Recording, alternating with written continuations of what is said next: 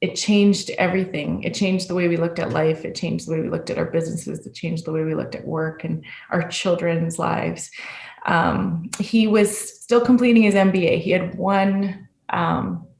He would have graduated in April of that year. But 1 month shy. Yeah, and in February, his health did not look like he was going to make it to April. So all he really wanted to do was finish his MBA. He's like, you know what? I want to finish this. So in these last few weeks, we did things like really special things with him. And I called the Haskayne School of Business. Yeah. And I told him that, he's got a few more tests probably to complete. I'm sure he's going to graduate, but he's not going to make it. Mm-hmm. And could they just maybe send me his certificate so he could see it before he dies? And they're so amazing there. They said, like, no, we can do much better than that. So the chancellor of the university and the Haskayne School of Business set up within 3 days a graduation for my brother. And they did it in the church part of the hospital. And he couldn't move at this point. So they wheeled him in. His classmates all came together. There was like 80 people there. This is giving me goosebumps. Yeah, within 3 days. And they brought him a cap and gown.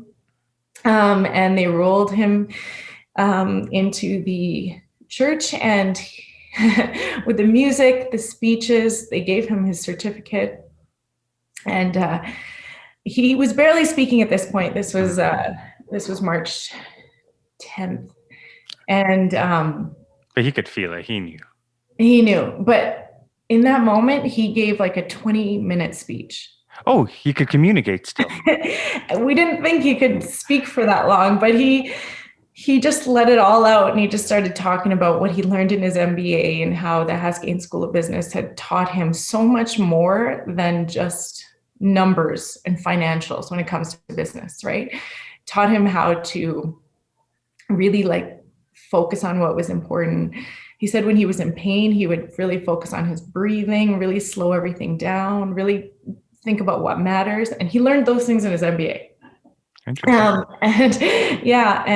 how to really value life and slow down. Things that we're learning, throughout coronavirus, and that time is just so precious and so important, and to not overwork ourselves and to really just stop and accept and appreciate what we have. And so that was kind of what his message was. He had everybody in the room and laughing and then in tears. And when he left that ceremony that evening, he told me he was ready, and that was that. And he was just holding on. And 3 days later, he passed away.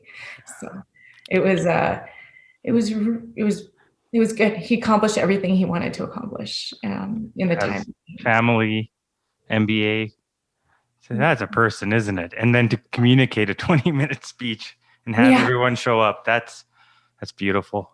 Yeah, totally. He had some really, really amazing people that were around him, and he did so much for people. So that. How old was he at this time when he had passed? He was 34. Wow. Yeah. So young. Yeah, he was. Yeah. So yeah. Probably, what do you miss most about your brother? That's a good question. You always put, "We love you, Ranjot." I always see that. Yeah. He, one of his friends created that hashtag so that his sons could always see all the different memories that people would post.